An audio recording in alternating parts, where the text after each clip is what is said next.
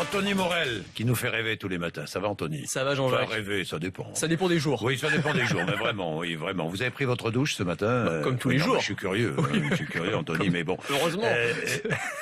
Mais vous rapprochez tous les deux au fil des jours. Au fil du jour, oui, il y a quelque chose qui se crée là. Vous nous parlez de la douche du futur, Anthony, aujourd'hui. Elle permettra de passer autant de temps qu'on le souhaite sous l'eau, sans aucun gaspillage. Et sans culpabiliser, hein. Une douche chaude d'une demi-heure sans penser aux ours polaires qu'on tue à l'autre bout de la planète grâce à cette douche qui a été mise au point par une entreprise suédoise en partenariat avec la NASA. Parce que c'est une technologie qui est déjà utilisée dans l'espace.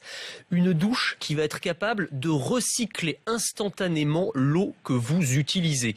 Alors le principe, c'est qu'avant d'entrer dans la douche, le système va se remplir de 5 litres d'eau. Et avec ces 5 litres d'eau, vous allez pouvoir vous laver aussi longtemps que vous le souhaitez. Donc l'eau, elle vous coule sur le corps, normal.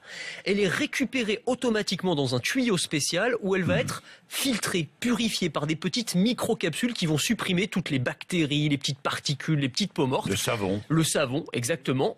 Elle est réinjectée dans le pommeau de douche, elle vous recoule sur le corps et on continue comme ça encore. C'est génial. Mais oui, c'est une super bonne idée, franchement. Ça, c'est une idée géniale. Alors on peut se dire, on a l'impression que c'est pas très propre, mais en réalité, l'eau qui sort est plus propre que l'eau du robinet, à tel point que le constructeur précise sur son site qu'on peut même faire pipi dans la douche et se laver. Bon, moi j'essaierai pas quand même, mais enfin, c'est ce qu'il précise. C'est bien d'être complet. Non, mais voilà, je dis quand même. Anthony est complet. Bah écoutez, faut être précis. Il faut être précis. Donc voilà, il est complet. Donc on peut déjà la commander. Ça coûte un peu plus de 3 000 €. Quant à Google, eh bien, chez Google, on est en train d'imaginer le déodorant du futur, directement intégré à nos vêtements. Oui, je vous parle toujours de Google, je vous dis qu'ils veulent s'inviter dans tous les pans de votre vie quotidienne, ils s'intéressent même à votre dessous de bras, Google. Ils ont mis au point un brevet pour un petit appareil qu'on va pouvoir intégrer directement sous une chemise ou sous un t-shirt. C'est un petit carré de plastique qui va analyser votre odeur corporelle. Il y a des petits capteurs d'activité, donc ils vont analyser votre température corporelle, la quantité de sueur que vous dégagez,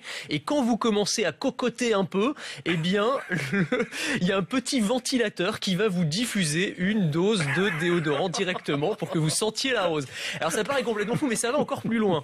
Parce que Google imagine que ce petit appareil sera connecté à votre téléphone portable, au GPS de votre smartphone, et il va optimiser votre trajet pour que vous évitiez de croiser des connaissances que votre odeur pourrait incommoder. Ils vont jusque là. Vous imaginez? C'est dans le brevet. C'est un brevet, hein, ça se trouve sur Internet, sur l'Office américain des brevets. C'est Google qui l'a déposé. Les odeurs de transpiration parfois un peu fortes, c'est embêtant. C'est parfois insupportable. Les Japonais, eux, ont mis au point un robot anti-mauvaise haleine, capable de vous signaler si vous sentez mauvais de la bouche. Alors voilà, j'ai deux modèles. Ça devrait être obligatoire à l'entrée de toutes les entreprises, je pense, le matin. C'est le robot.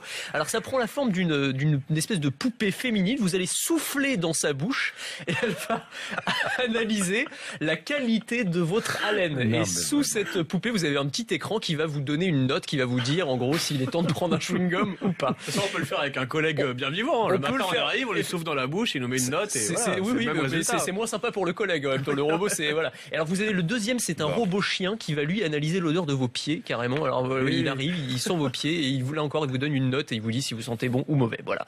Les robots. Alors là, ça vient du Japon évidemment. Ces robots anti-mauvaise odeur.